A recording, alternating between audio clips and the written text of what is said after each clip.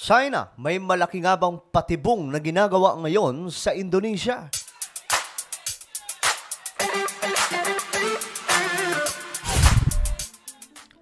So, kagaya po ng Pilipinas, mga sangkay, ang Indonesia rin po ay namomroblema sa ginagawa po ng China na panghihimasok sa kanilang teritoryo. Subalit, mga sangkay, ang nakapagtataka dito, ngayon daw, ayon po sa report, ang China daw po ang may pinakamalaking contributor pagdating po sa foreign direct investment sa bansa ng Indonesia. So, ang tanong tuloy ng marami, ano nga ba ito, mga sangkay? Trap ba ito ng China? Well, pag-usapan mo natin yan. Pero bago tayo magpatuloy, paki-subscribe po muna yung ating YouTube channel.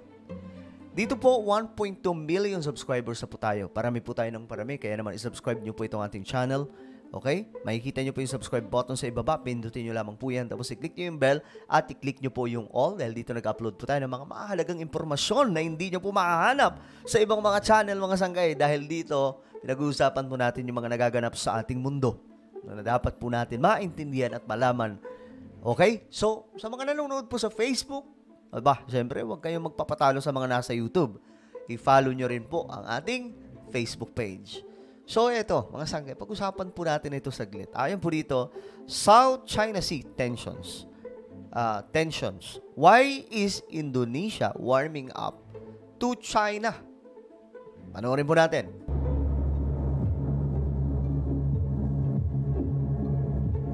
At a time when Indo-Pacific maritime issues have gripped several nations, Indonesia's Foreign Minister, Retno Marsudi, has recently said Jakarta and Beijing have agreed to strengthen cooperation and bilateral relations.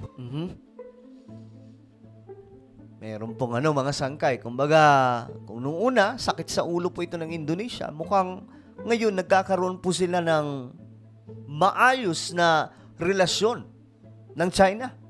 The announcement came after the Indonesian foreign minister met with Chinese Foreign Minister Wang Yi in Jakarta earlier in April. But just a few years ago, ito ang nangyayari, mga sangkay. Things were quite different.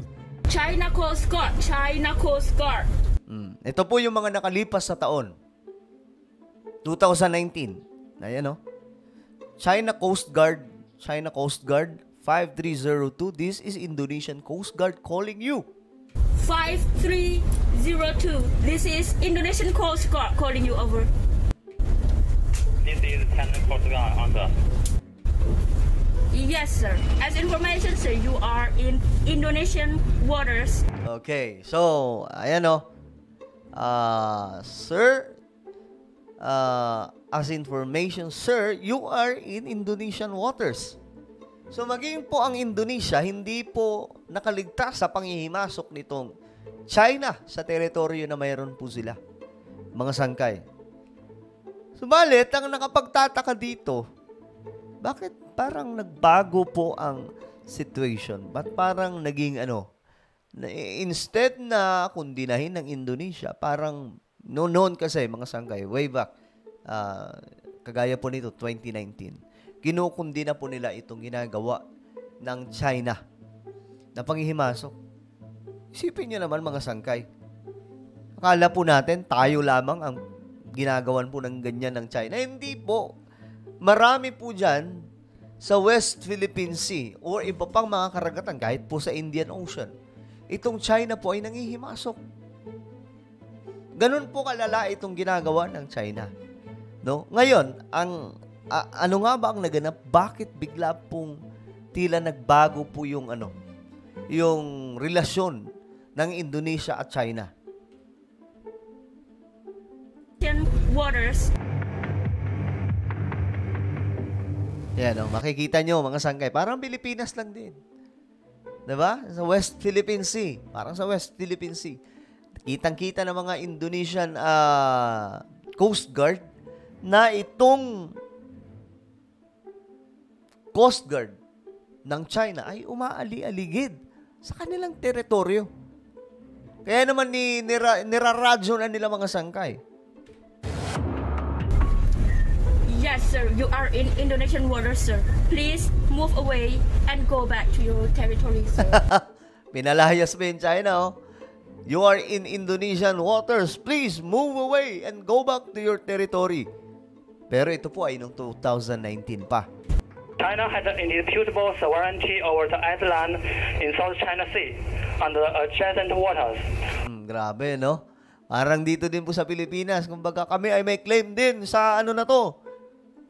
Kaya kami ay may karapatan din. Mga ganun pa sila sa Indonesia. And enjoys sovereign rights and jurisdiction in the relevant. This was an incident from 2019 when an Indonesian patrol ship confronted a Chinese Coast Guard vessel. 2019 yun. So, anong nangyari ngayon? Like other nations, Indonesia too had deployed fighter jets and warships to patrol islands near the disputed waters to counter China's aggressive behavior. Diba? Yan pong ginagawa ng Indonesia at the time. Relations between Indonesia and China were frozen for decades, but now China is a major contributor of foreign direct investment to Major na nagko-contribute pagdating po sa foreign direct investment sa Indonesia. Ito po ay mga negosyo, mga sangkin na nanggagaling po sa China. Yan po, numero 1 daw po sila na contributor. Pagdating po sa mga foreign investor na pumapasok po doon sa Indonesia na nagpapalago sa kanilang ekonomiya. Indonesia. China has invested billions of dollars in various projects across the nation's archipelago. Ang China daw po ay nag-invest ng bilyong-bilyong dolyar para po sa mga malalaking proyekto ngayon doon sa Indonesia.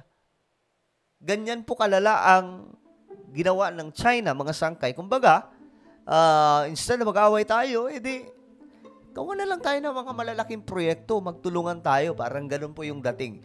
Ngunit may mga iba rin pong nagsasabi, mga sangkay, na ito daw po ay trap ng China para magkaroon po ng malaking utang ang Indonesia at hindi po makabayad. The Association of Southeast Asian Nations and China have for years been trying to create a framework to negotiate a code of conduct on the South China Sea, a plan dating as far back as 2002. But progress has been slow, despite commitments by all parties to advance and expedite the process. The geography of island nations across the Indian and Pacific Oceans place them at the strategic crossroads of the great power competition. As major powers dive deep into the seas of the Indo-Pacific region, claiming territorial and maritime rights, the world will watch how these powers, especially China and the United States, and their allies, navigate these troubled waters.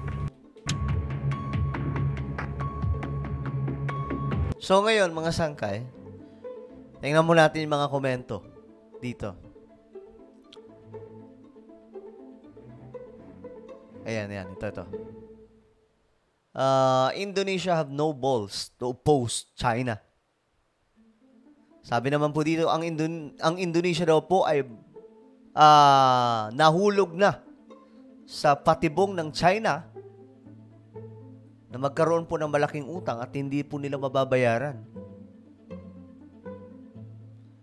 Sabi naman po dito, this is the reason why the Philippines is the only ASEAN member that approach America, because the Philippines knows that ASEAN members does not have a strong position and stance regarding the problem of the South China Sea. Ito daw po yung reason, mga sangkay, na ang Pilipinas ay nag-approach tumingin ng tulong sa Amerika. Harano, kasi wala silang nakitang stand na matindi ng ASEAN, yung mga kapitbahay natin, mga bansa. Kaya kinailangan na daw po ng Pilipinas ang Amerika. Sabi naman po dito, careful, in no time, China will acquire, Natuna Island of Indo.